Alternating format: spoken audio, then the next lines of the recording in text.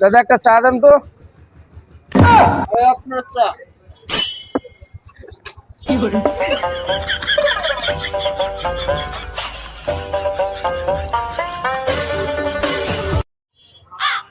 ভাই আপনি কি দিলেন চার ভিতর?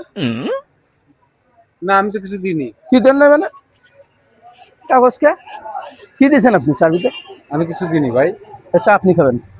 চা খান, খান চা খান।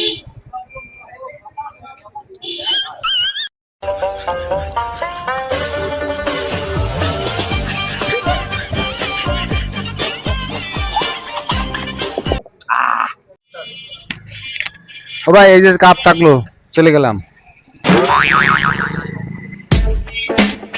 ভাই বিষয়টা কি হলো?